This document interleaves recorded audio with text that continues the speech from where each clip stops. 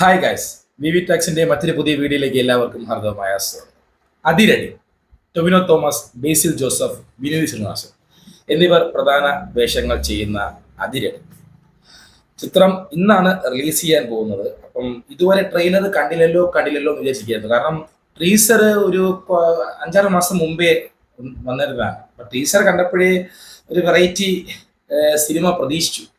സംഭവം ടൊവിനോയും ബേസിലുമായിട്ടൊക്കെ ഉള്ള ഒരു അങ്ങനെയാണല്ലോ ടീച്ചറിൽ കാണിക്കുന്നത്. ഒരു പോരാട്ടം അവർ തമ്മിലുള്ള ഒരു കഥാപാത്രങ്ങൾ. ടൊവിനോയുടെ ഒരു നാടൻ ടൈപ്പ് കഥാപാത്രവും ബേസിലിന്റെ ഒരു കുറച്ച് സ്റ്റൈലിഷ് ഒരു ടൈപ്പ് കഥാപാത്രം. ഇവർ തമ്മിലുള്ള ഒരു പോരാട്ടം എന്നുള്ളത് ആ ടീച്ചറിൽ തന്നെ മനസ്സിലായി. അതിന്റെ നടുവിൽ വിനീത് ശ്രീനിവാസന്റെ ആ ഒരു പ്രസന്റേഷനും ആ ടീസർ കുറച്ച് വെറൈറ്റി ആയിട്ട് തോന്നിയിരുന്നു. കുറച്ച് പ്രതീക്ഷ തന്നൊരു ടീസറാണ്.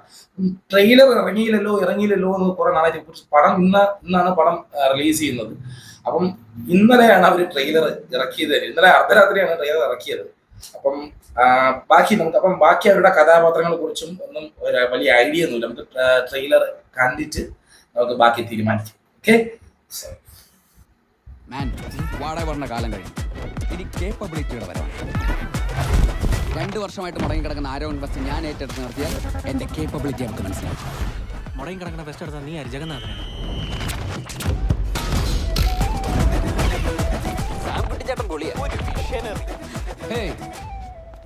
നീ കാണുമ്പോഴൊക്കെ ഈ മുറി പിടിച്ചു തന്നാ മതി. ഈ ഫെസ്റ്റ് നടന്നുകൊണ്ട് നമുക്ക് എന്തെങ്കിലും ഗുണമുണ്ടോ? അല്ലെങ്കിൽ ശാന്തിവിളയൊക്കെ ഉണ്ടല്ലേ ക്ലാസ് കട്ട് ചെയ്യാം, സ്പോൺസേഴ്സിനെ പിടിക്കാൻ കറങ്ങി നടക്കാം. ഈ ഫെസ്റ്റിന് വേണ്ടി സ്വന്തം പഠനം പോലും മാറ്റി വെച്ച് ഏറ്റവും കൂടുതൽ കഷ്ടപ്പെട്ടത് സാൻകുട്ടിയാണ്.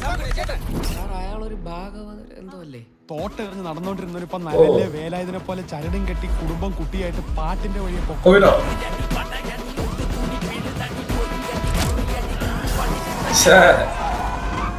പക്ഷെ അനിയ വില്ലന്മാർക്ക് കയ്യടി കിട്ടുന്ന കാലമാണ്. പൊന്തിപ്പിച്ച് കളിക്കേണ്ട ആളാണോ അവൻ? ക്രിമിനലാണോ അവൻ? ക്രിമിനൽ. ടൊവിനോ ഗാനഗുണ്ടാണോ അവൻ? ഗാനഗുണ്ട.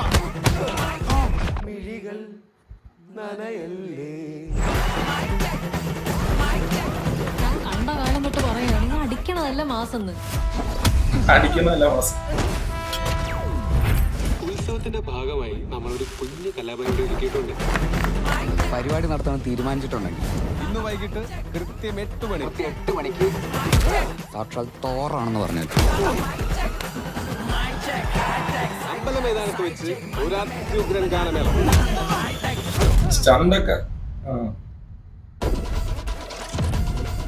എന്നാലും ആരുടെ ഈ സാക്ഷാൽ തോറ്? നമുക്ക് നോക്കാം.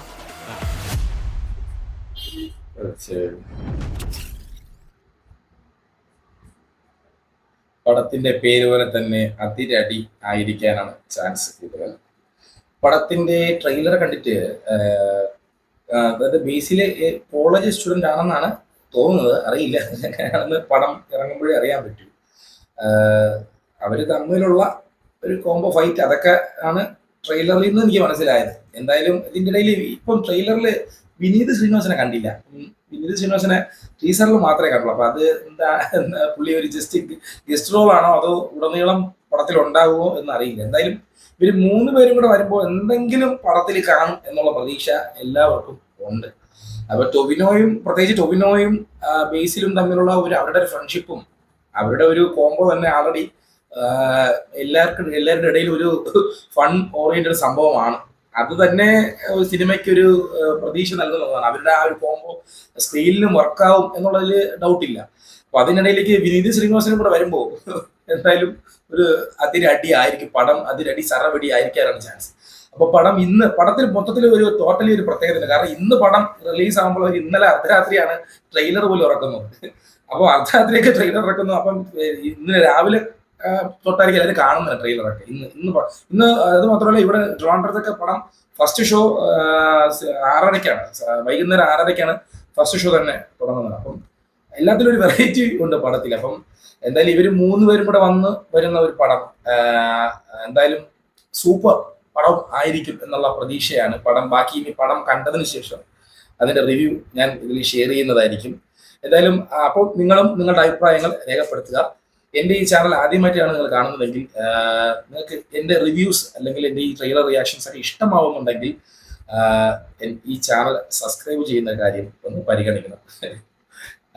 വെറും 41 സബ്സ്ക്രൈബർ എനിക്കുള്ളൂ. അപ്പം ദയവ് ഇങ്ങനത്തെ എൻ്റെ വീഡിയോസ് നിങ്ങൾക്ക് ഇഷ്ടമാവുന്നുണ്ടെങ്കിൽ ഇനിയും ഇതുപോലുള്ള റിവ്യൂസ് ചെയ്യാൻ എനിക്കൊരു പ്രചോദനമാകും. നിങ്ങൾ സബ്സ്ക്രൈബ് ചെയ്ത് ഹെൽപ്പ് ചെയ്യണം. അടുത്ത അതിരടിയുടെ തന്നെ റിവ്യൂവുമായി നിങ്ങളെ കാണുന്നവരേക്കും വണക്കം.